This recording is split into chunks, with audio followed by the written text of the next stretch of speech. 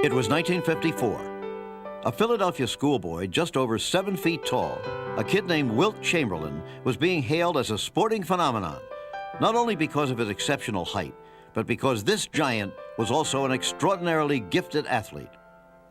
There had been giants in basketball before, but never anything quite like this.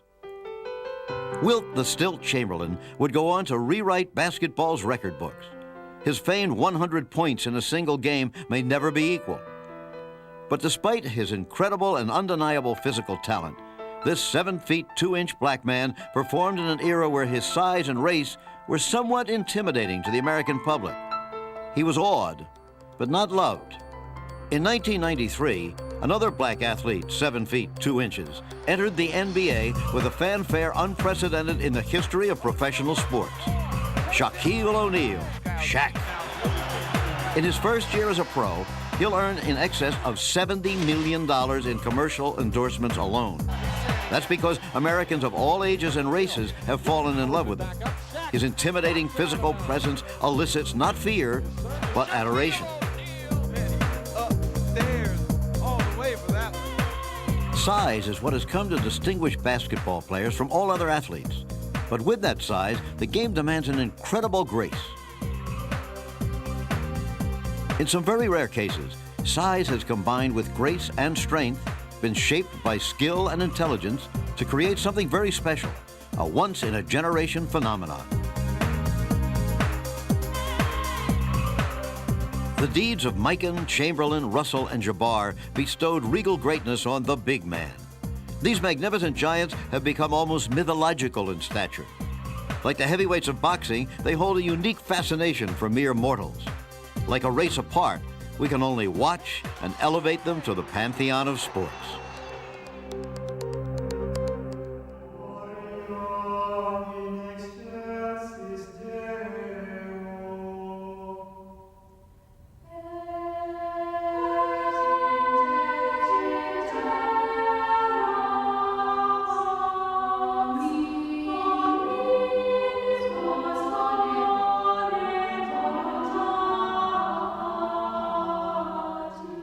A fan comes to a sports event not simply as a spectator, but as a participant in a grand public ritual.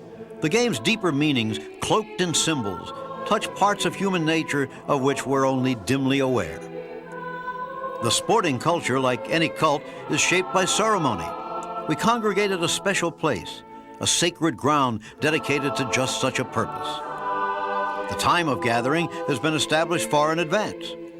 Every week, every year, every 4 years, like the cycle of seasons, always changing, yet essentially the same. There's anticipation, anxiety, even a sense of quiet dread. We know the outcome will affect us. We care in ways that are difficult to express.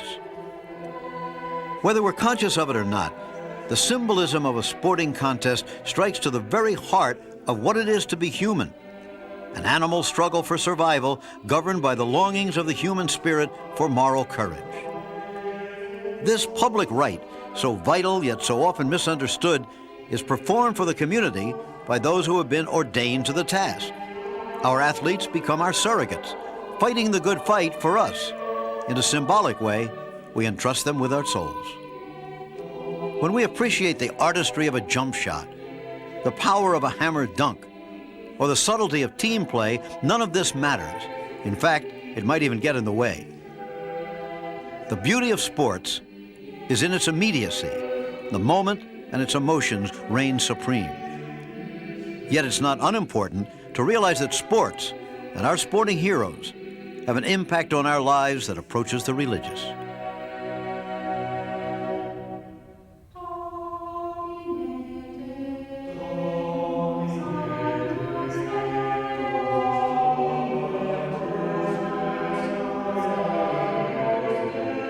The word fan comes from a word back through the Greek for the word for temple.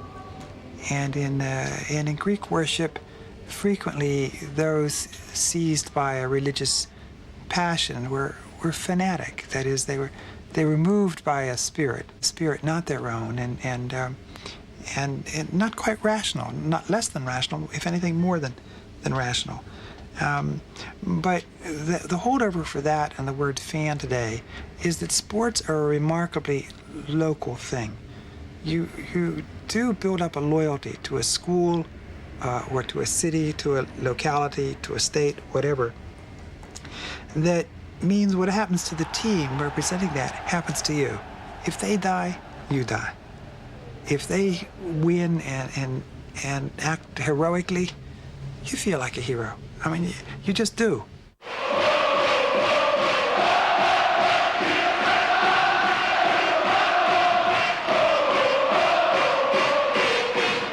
It's a different type of atmosphere in terms of you're never surprised if there's money thrown on the court at you or bottles or whatever.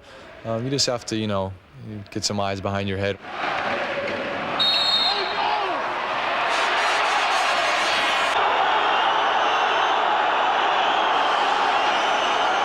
Fans here are fans. And we were just played in Treviso, and these guys were throwing coins and paper and even spitting at you. I mean, this is like, they don't care. Death to your family.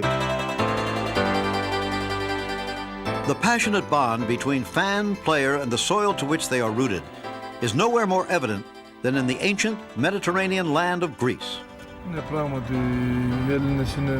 We Greeks are a very passionate people who have great feelings about what we do. This is one of the characteristics that has given us the strength to achieve many things that are right and good. Without that passion, you cannot do much in this life that matters.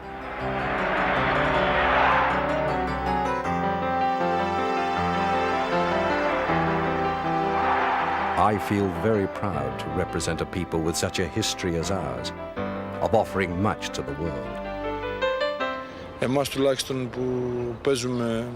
The support of our fans, knowing that we play for the Greek people, gives us something more, helps us to do better than we could have expected at that particular moment. Greece's Cinderella moment came in 1987 at the European Championships. After beating Yugoslavia in the semi-final, they faced the juggernaut from the Soviet Union, which was to win Olympic gold a year later. Yeah, beating the Soviet Union was something that none of us would imagine before the European Championship. We would be happy if we would win the 7th or the 6th place in the European Championship. But all that was about to change. With the score tied and only 20 seconds remaining, the Greek team carries its nation's hopes and pride up court for one final play.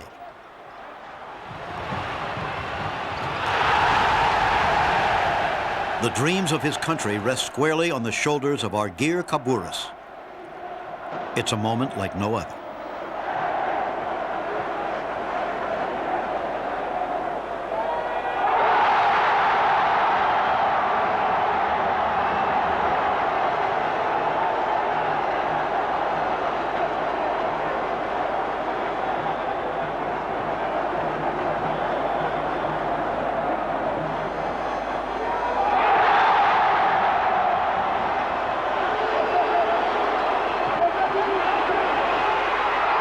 It was an unbelievable experience. After 5 years, I keep thinking every day, there's not even one day that I don't think about this final game.